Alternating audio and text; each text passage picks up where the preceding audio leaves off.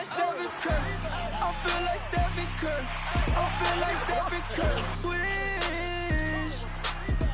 Stephen Curry. I feel like Stephen Curry. I feel like Stephen Curry. Swish.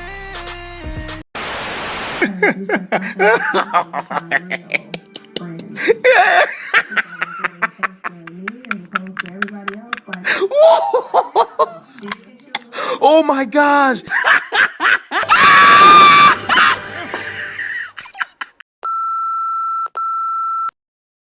Okay, I'm not even gonna make those ultra corny, lame ass fucking jokes. Oh my god, all current 3 MVP candidates were on the same team at one point. Isn't that crazy? Look at me, how fucking creative am I? Those are awful. I got your back, OKC fans. And yeah, NBA rankings are AIDS, but still, how can you have Kevin Durant second on the MVP ladder? By the way, this was updated yesterday.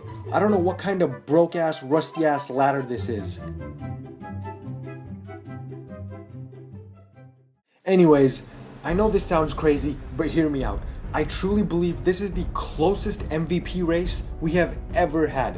The most recent one that comes to mind is Curry winning over Harden in 2014, which is pretty fucking debatable, but this is closer. Honestly, players get to a point where they eventually just run away with the trophy. This is like the type of MVP race that doesn't shift from game to game. It shifts from hour to hour, and that's definitely how it's been for me. I don't think I've gone back and forth this much. It's just a constant battle with myself deciding who my MVP is. One night I watch the games and say, yeah, Harden is the MVP, it's over, there's no chance, it's a wrap.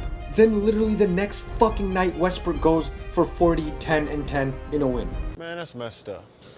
Then Harden comes back with 50, 10, and 10. What the fuck am I supposed to do? Have I mentioned all 3 of these guys were on the same team at one point? Man, that's messed up. Come on, you knew it was coming eventually. If we look at history, we have never had co-MVPs before, and I don't think there's ever been a discussion for co-MVP, but saying it isn't possible at all, no matter what, is false. We've seen co-rookie of the years with Jason Kidd and Grant Hill, and of course that award doesn't even come close to the MVP, but we've seen 2 players win the same award. And yes guys, we have actually seen co-MVPs, but in the All-Star game. In case you forgot, Kobe and Shaq in 2009 won the All-Star Game MVP, both of them together, and by the numbers, Kobe should have been the MVP alone, and Shaq only played 11 minutes, but the media loves storylines more than anything. Kobe and Shaq were ex-teammates, and them raising the trophy together was a cool-ass moment. Ex-teammates. Kinda like, yeah, Harden and Westbrook. Of course it doesn't compare to the regular season. Obviously the All-Star Game is just one big joke of an event, which somehow gets shittier and shittier each year. But yeah, both of these guys have their own narrative going for them. Russell, the dude who got clowned by Kevin Durant and remained loyal to the Thunder, for this year at least, and Harden, the dude who got clowned by the bitch media and was left off all the NBA teams. Bringing both storylines together and having them both hoist the MVP would be kinda neat. If you think this is all crazy and we've never seen this before and it'll never happen, I just want to let you know, I thought someone winning a unanimous MVP was impossible. Jordan never did it, LeBron never did it, Kobe, Shaq, etc. until this dude won it last year. Try not to use it, Curry, way downtown, bang! Bang! It's 2017. If the NBA has showed us anything, it's that Anything's possible! Anything's possible!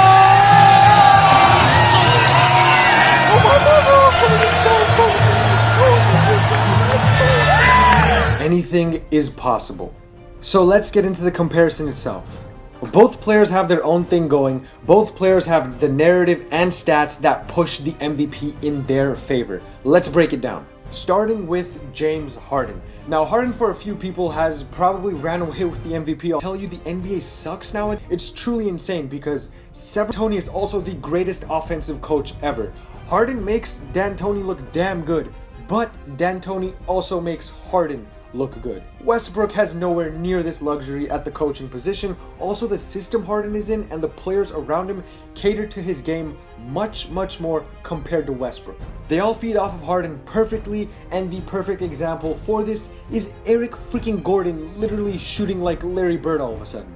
Now, next up, Russell Westbrook himself. Guys, when I say Oklahoma City would have 10 wins without Russell Westbrook, I am not exaggerating. I am actually being fucking generous. Guys, the strongest case Russell Westbrook makes is the bench. As in, when he sits on the bench, the Thunder aren't even a fucking D-League team. Oh, and where he's gonna be sitting during the All-Star game.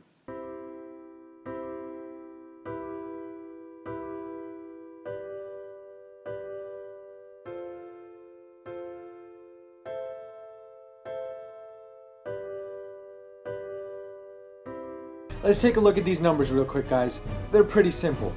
Russell Westbrook on the court, OKC good. Russell Westbrook off the court, OKC fucking trash. Man, that's messed up. The Thunder get outscored by 22 points as soon as Russell Westbrook goes on the bench, and they shoot 22% as a unit. When Westbrook sits on the bench, literally 4 of you guys and myself could make a 5-man lineup and beat the Thunder. This isn't disrespect to OKC, but they are fucking hot garbage without Westbrook. And to me, Westbrook definitely has a larger load to carry than Harden. And yeah, I'm sure most of you guys haven't heard by now, but Westbrook is averaging a triple-double, 31, 10, and 10.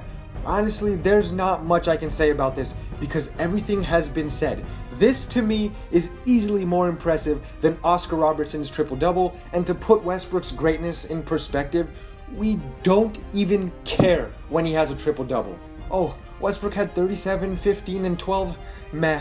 We don't even blink an eye anymore. That's just how great he is. That's just how used to it we've gotten. As for efficiency, he's not too far off from James Harden. He's shooting 42% from the field while leading the league in scoring, reminding us a little bit of the legend himself, Allen Iverson. And Russell Westbrook is shooting 34% from 3, which may be surprising to you guys, but it's the exact same as Harden. Also, Westbrook's 3-point shooting in the fourth has been probably the most clutch so far this season.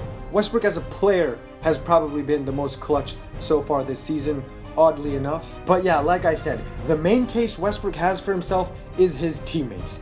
Anytime you have a 7 seed while sharing a roster with Kyle Singler, you fucking deserve the MVP, bro. Like, just take it. Have it. It's yours. Now, to be unbiased, some criticisms of Westbrook have been his extremely poor defense, blatant stat padding, extremely high usage rate, and just inefficient forced triple doubles. Not saying I agree with any of that, but I'm pretty sure you guys have heard those things before. And for the record, they're fucking ridiculous. Except for the bad defense part. Russell Westbrook has not been a good defender this year. But yeah, guys, in all seriousness, a lot of people are going to disagree with me. Co-MVPs is a pussy thing to do. We want to see one guy win the award, but to me, it's the right thing to do. I don't know. I could be saving us a lot of violence and endless fights between Thunder and Houston fans, because, you know, come April, the MVP is going to be either Harden or Westbrook, and all hell will break loose. And obviously, a lot of people do not like the idea of a co-MVP. Rockets fans think their guy and only their guy should win, and OKC fans want Russell and only Russell to win. I mean, if LeBron or Kobe had to share their MVP with someone else, I'd be pretty fucking pissed about it. Unless they somehow shared it together some year. Anyways, if I had to pick one singular player, I'm pretty sure Harden is going to take the trophy. That's not my opinion. I'm fine with either one winning, but the media will most likely go James Harden for the win, and your team seeding really matters. Personally, I have no bias towards anyone. If Westbrook wins, it's the right decision, and if Harden wins, it's the right decision. Also, Kawhi is low-key a good candidate as well, but he doesn't have the same narrative or storyline as these two other guys. And yeah, let me know in the comments down below, do you think someone can come out of nowhere and take the MVP? If not, who do you think is gonna win the award and why? I reply to all the comments as soon as possible, and if you're new and enjoy basketball discussions and just fun content, hit the subscribe button to get notifications for my next videos, and please drop a like, guys. Till next time.